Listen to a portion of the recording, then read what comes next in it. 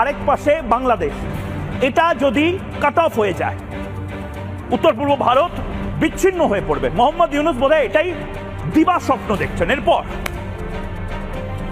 সিকিমের সঙ্গেও বিচ্ছিন্ন হবে যোগাযোগ, অর্থাৎ সিকিম শুধু নয়, সিকিম এবং যে 6টা রাজ্য আছে অর্থাৎ 7টি রাজ্য, তার সাথে গোটা ভারতবর্ষ বিচ্ছিন্ন হয়ে যাবে।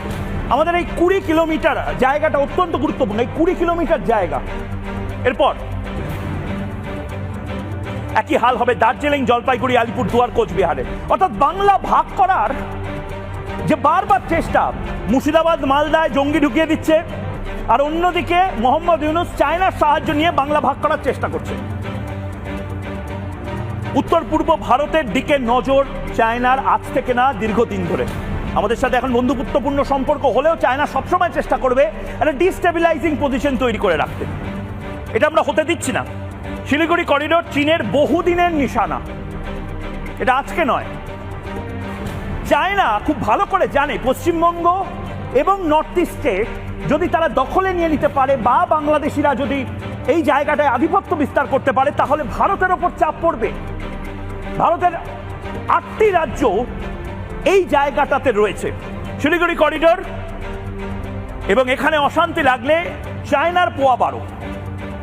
এটা মোহাম্মদ ইউনূস যেরকম জানে, ঠিক সেভাবে চাইনিজরাও জানে। আমি ঠিক এই জায়গা থেকে বলবো,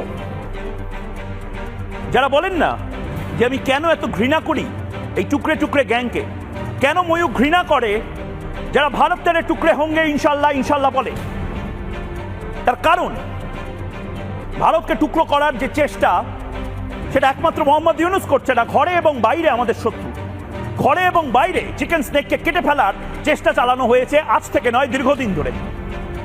ভারতীয় পশ্চিমার মিডিয়াকে বলতে চাই, বাংলাদেশ এখন আর পিছিয়ে পড়ার দেশ নয় যে এখানে ভারত দাদাগিরি করবে। সুতরাং বাংলাদেশকে নিয়ে অপপ্রচার না করে বাস্তবতায় ফিরে আসুন। বাংলাদেশ এখন অন্যায়ের প্রতিবাদ করা শিখে গিয়েছে। আমাদের স্বাধীনতা ও সার্বভৌমত্বে আঘাত আসলে আমরাও ছেড়ে কথা বলবো না। এমনিতেই ভারত এই উপমহাদেশে একা হয়ে গিয়েছে। বাংলাদেশকে হারাতে না চাইলে ভারতের উচিত সমমর্যাদার ভিত্তিতে বন্ধুত্বের আহ্বান নিয়ে ডক্টর মোহাম্মদ ইউনূসের সাথে আলোচনায় বসা। ইতিমধ্যে নরেন্দ্র মোদী ডক্টর ইউনূসের সাথে ব্যাংককে বৈঠক করেছেন। ডক্টর ইউনূসের যৌক্তিক দাবিগুলো ভারত যত তাড়াতাড়ি মানবে সেটা তাদের জন্যই ভালো হবে। আজকের ভিডিও এ পর্যন্তই। ভিডিও সম্পর্কে আপনার গুরুত্বপূর্ণ মতামত কমেন্ট বক্সে জানিয়ে দিন আমাদের। সেই সাথে ভিডিও শেয়ার করে দেখার সুযোগ করে দিন আপনার বন্ধুদের। পরবর্তী ভিডিও দেখার আমন্ত্রণ জানিয়ে বিদায় নিচ্ছি আজ। আল্লাহ হাফেজ।